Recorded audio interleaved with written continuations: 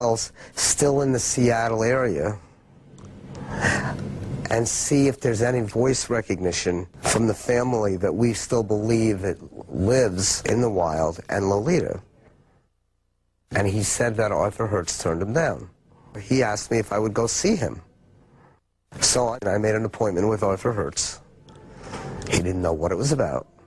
And I went to his office and we sat down and we started to talk.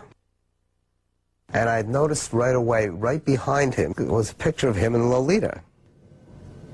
And I noticed automatically that he had so much pride that the picture of his family was like this big, and the picture of him and Lolita was like this big. It was the biggest picture behind his desk.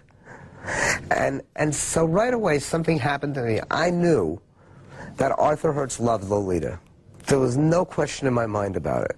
But the difference between Arthur Hertz and me was he loved Lolita in the tank, and I loved Lolita in the wild. And that was enormous for me to find that out. And we started to talk about it, and I said, Arthur, and I saw he was all business, and you know, and let's face it, without Lolita, there wouldn't be much of a seaquarium.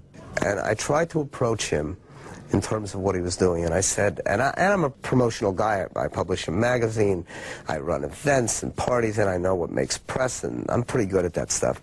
And I said, Arthur, do you know that if you released Lolita, and I put together the funding of about $1 million to make a movie of the release, one, I think you'd be the man of the year in Time magazine.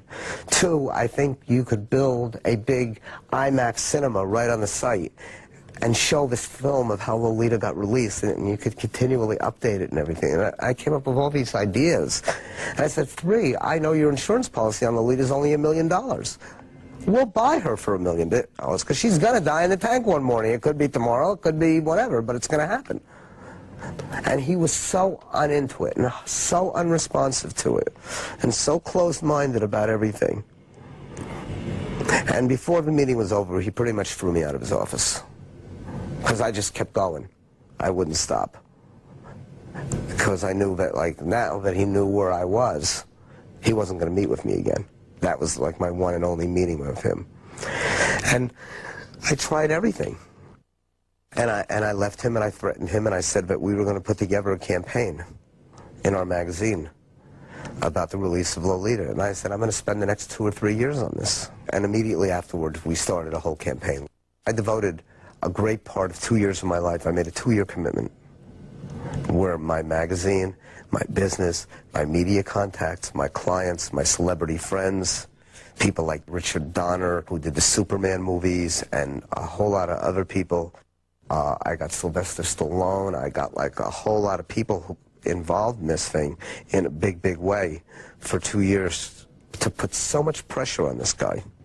We slammed him. They tell me that Lolita still has a shot if she was released to, you know, give birth. You know, that ain't going to happen in the tank. Without being too cynical, one morning, Arthur Hertz, or whatever Hertz is running the show at the time, is going to wake up and find Lolita dead in the tank. Then what? He collects his insurance money? What's he going to do? Why can't he look to greatness?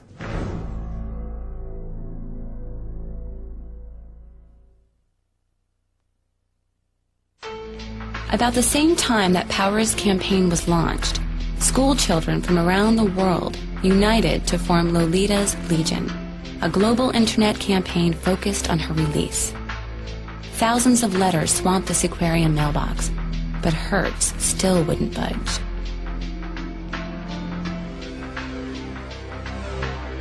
But the freedom fighters refused to give up. On Mother's Day, animal rights activists from around the country descended upon the Seaquarium for their annual protest. The Miami Seaquarium is under fire again from a handful of critics tonight. Now, those critics insist the marine park is putting human purpose ahead of animal care. chosen this day to protest Lolita's freedom because it is a day of compassion, a day when all mothers in the world should make sure that all defenseless creatures, whether they're children, animals, or elderly, are protected. We have kept Lolita in the size of a bathtub for over 30 years. It is cruel. When you expose children to cruelty and you tell them it is entertainment, you damage their souls. It is unbecoming of human beings to stand by where animals are being treated with cruelty. And it is unbecoming of a mother to celebrate her day, showing this to her children.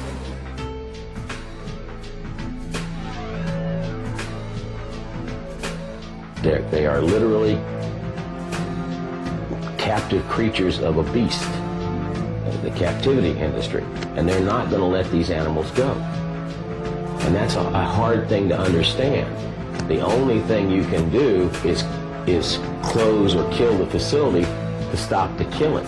Once the facility is gone, like Ocean World's a very nice parking lot now. There's no more dolphins and whales dying at Ocean World, being killed there, literally worked to death. Well, we know what the problem is now. What's the solution?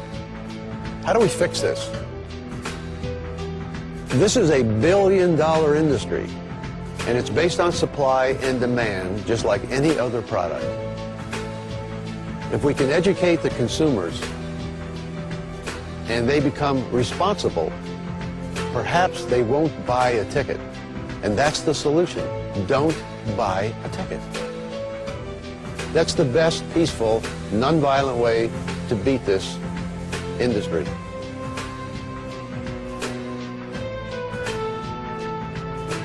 So courageous and so gentle. Is it simply Lolita's fate to die in that miserable tank? Or will she one day swim free again with her family in the wild?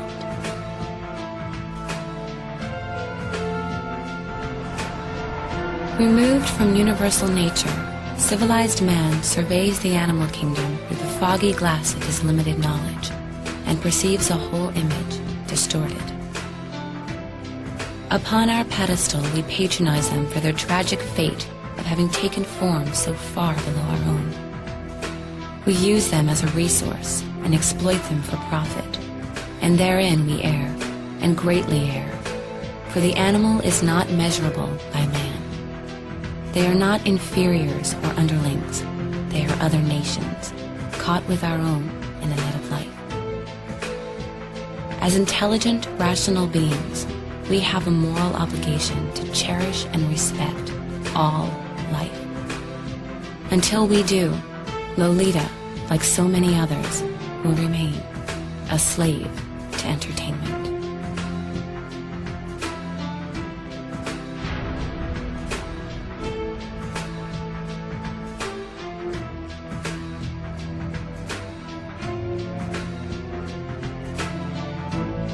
Every time you put your money down to walk in there, that ensures that she's going to spend that much more time in captivity. The suffering is obvious. She needs to come back. The suffering is what kills virtually every whale in captivity. She's earned it. She had to go home and misses home. If you feel something about this, even if it's a small feeling, you know that you're right in your heart. Don't buy a ticket.